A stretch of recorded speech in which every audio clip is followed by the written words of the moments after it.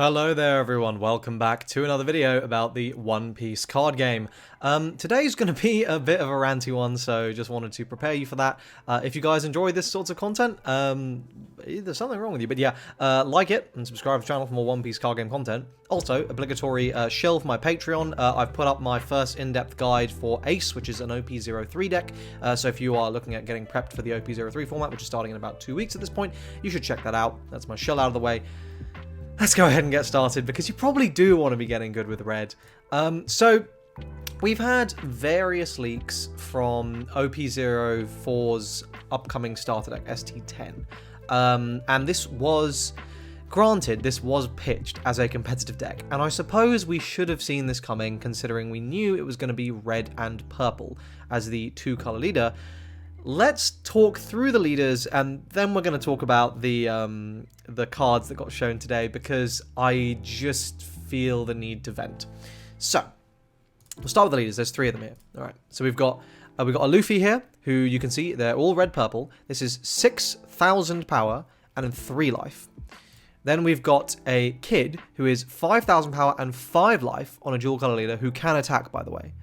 And then we've got Law, who is 5,000 power and 4 life on a dual color leader, so that's standard. So we've got a sort of suite of options here for how you want to play this deck. So let's start off with Monkey D. Luffy. So as I said, this is 6,000 power, 3 life. Activate main once per turn. If your field has 0 Don, or if your field has 8 or more Don, add 1 Don from your Don deck as active. So essentially, when you hit your turn with 8 Don, you just get 1 for free. So this turns your 9 Don turn into a 10 Don turn, or your 8 Don turn into a 9 Don turn, and obviously you're playing purple, so you can basically manipulate to get whichever one of those you want. And this also will let you do an extra ramp when you're at 0. Now, we don't have any realistic ways of getting to 0 at the moment, but I would be quite shocked if we didn't get some way to just completely Don minus as like a big endgame nuke effect within these decks to synergize with that effect. So that's pretty good, I have to say. I think a lot of people, myself included to some extent, were sleeping on just getting a 6k power leader. It's just really, really oppressive. And yes, this only has 3 life, but remember, you're a 6k power leader. So actually, this will, if you stay at 3 life until the end of your opponent's 4th turn, you have officially outpaced Whitebeard. At this point, you are now tankier and you have done better, right? Yes, you've got 3 fewer cards. Obviously, that is something to consider. But you're not going to be taking them every single turn, which means if you can make it to a 9-beard turn, for example, with 3 life, that can be very, very frustrating for your opponent to deal with. Though I don't think you will be playing 9-beard in this deck for reasons we will come on to shortly. Okay, let's talk about Kid then. So this is your 5k power, 5 life leader. Your turn, if you have 4 or more life, this leader has minus 1k power. So you need to be committing a Don to it in order to for it to threaten anything until you are at 3 life, essentially. And then, while attacking Don minus 1, this leader gains plus 2k for the turn. So this means late in game, like once you hit 10 Don, basically, this is a 7k swing every single time. This is pretty good. This is a pretty good effect. Obviously, the downside is you do have to play something out before you can swing with it, but you know, whatever. I think this is a pretty fair detriment for a 5 life 2-color leader that can attack.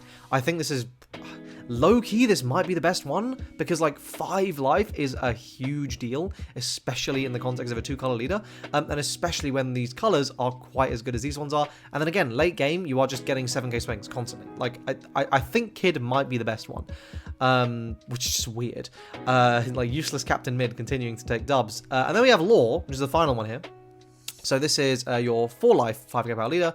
Activate main once per turn. Don minus 3. Return one of your opponent's characters with 3,000 power or less to the bottom of their deck. Then play 1 4-cost lower character from your hand. So this is a very powerful effect, obviously. That's why it's attached to a Don minus 3.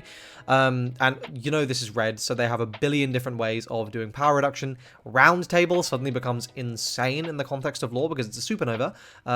Obviously not that really matters at the moment, though I think we can rest assured there's going to be some supernova searching in purple. But yeah, some supernovas. It's a supernova, but mainly is you give minus 10k, and then Law's effect deals with anything with 3k or less. So every single card in the game now gets just bot decked by a round table. And, you know, Don -3, it's not really a hefty cost by the time you're at 10 Don, and especially in the context of purple. Again, if this deck gets an Onigashima, I don't even want to think about that, but, like, if it does, then this is functionally free at the end of the game, and then you're just slamming down 4 costs, so you're just getting value from that as well. Like, you just keep going. Yeah, this is super powerful, but obviously you need to get to the late game for it to be as good as it is. Overall, all 3 of these leaders are just very, very powerful, and I expect all 3 of them to be meta-relevant, which means we're going to be getting 3 more red leaders running around, because these decks are just going to feel like playing against red, let's be real. Let's talk about the cards, and then I'm going to go into my rant. So, this is the primary offender. This is 10 cost Luffy, 11k. This is one of the SRs for the deck. It's a Straw Hat Crew. Rush, once per turn, after your opponent activates blocker, KO up to one of your opponent's characters with 8,000 power or less. So, one thing is, I'm pretty sure the way this works is because your opponent has already declared blocker, the attack is considered blocked. So even if you do remove the unit, like through this pop, the attack won't then go through to the original target. So they do still get that block, but you're popping functionally anything, right? Like functionally everything's getting popped by this. I just, this is so dumb, right? Every card in the game that is not literally 9k base or higher is threatened by this the turn it comes down, and then after that it's being threatened anyway, because you have Otama, you have like a whole host of ways of just removing power from stuff, right? Also, like, I don't think there would ever be a way where, like, I mean, at the moment, there's no way for your opponent to activate blocker on their turn, not that they would really want to, but I don't know, man. It's just something to bear in mind for the future that might come up. But, like, very unlikely to. I mean, this is just nuts, right? Like, an 11k rush unit that pops one of your opponent's biggest things the second you even so much as think about blocking is just nuts. Also, doesn't need to block this attack. I just activate blocker, period. So if I just swing with my leader, let's say I'm playing Kid, swing 7, I play this, swing 7. Oh shit, okay, I guess I block. Okay, cool, now your board is gone. Oh, very cool, right? Like, yeah, I don't know. This just seems oppressively powerful. The last couple cards are not that good. We got a 2k counter in Jinbei with a Don 1 when attacking to give one of your opponent's characters minus 2k power for the turn. This is just a 2k counter. And then we got this Sanji, who, let me just go ahead and move this up a little bit here so you can see, which is 1k counter, 6/6, with an on-play. If your opponent has a 5k power or greater character on the board, then this gets rushed, because obviously why wouldn't red need even more rush? Honestly, I don't think the Sanji is that crazy. I just think that, like, it's just another 6k, like, it's just another rusher. 6k base is good. Obviously 6 cost is very expensive, but this has counter, right? And, like, yeah, it's a restricted rush, but again, this does have counter. It's just worth saying. So, as you can tell by my relatively low energy, I'm just really sick and tired of red. And I know this is going to come off as, like, I don't think there is a way to express this without it coming off as, oh, wow, man is sad because his favorite color isn't good. You wouldn't be saying this if black was S tier. Yes, I would, because the thing about red is, I don't enjoy red's, like, gameplay intrinsically, but that's, like, fine. You know, I don't particularly enjoy a lot of blue decks intrinsically. I don't particularly enjoy a lot of, you know, green decks or, like, purple decks, right? I don't necessarily enjoy those intrinsically, but the difference here is those have not been, literally, the S-tier decks since the game came out, right? Quick history lesson. In OP01, there were, we're not going to include Uta, there were 2 red decks. There was Luffy and there was Zoro. And there was Law as well, which is 2 color. I was going to say now, Law has been top tier, and is still top tier. So, okay, Law, the entire game, right? Let's just talk about monocolor red, because Law functions a little bit differently. So, monocolor red, right? Zoro was tier 2. It was pretty mid. I know some people still cope that it was decent. It wasn't good. But Luffy was a top 3 deck in the game. So, you know, the top 3 decks were Luffy, if English tournament scene, they were Kid, Luffy, and Law. And then Kaido was there as well, if you got to use the film starter deck stuff. So, like, yeah, okay. Like, but so basically the point is it was a clear cut above, and Luffy was there. OP02, Whitebeard is S tier, Zoro is S tier, Luffy is S tier. They're all S tier, right? OP03, they're all still S tier, but now we also have Ace, who we are also including in the S tier picks. And a reminder, Law is still there. Law is still there in S tier. OP04, it looks like red is still S tier.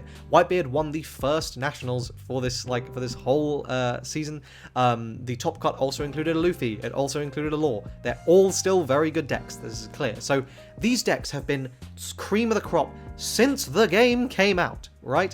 And they're getting stuff like this. This 10 cost Luffy seems egregiously powerful, right? Like this, I genuinely think this is the best 10 cost in the game, and I really think it's like in contention for one of the best cards in the game, right? This is so powerful, and why, right? Like, if Red was just unplayable for OP04 and then decent in OP05, and this card came out in like OP06 and it shot Red up to competitive again, I don't think anyone would really have an issue because it's been 6 months we've had a break. But at this point, right, especially if you're someone like me who's been following the JP metagame, it has been over a year, and all we've done is seen red. English-only players, you guys haven't experienced OP03 yet. I'm telling you now, you're just going to be sad, because it's just going to be red. And anyone who thinks it isn't is coping, because red is ridiculously powerful. The Japanese are very good at this game, and yes, they don't crack everything, especially in OP03. There is definitely going to be some room for us to innovate, because they basically only had the meta for about 6 weeks. But it's not going to make red unplayable. Let me tell you, we're not going to get something like that.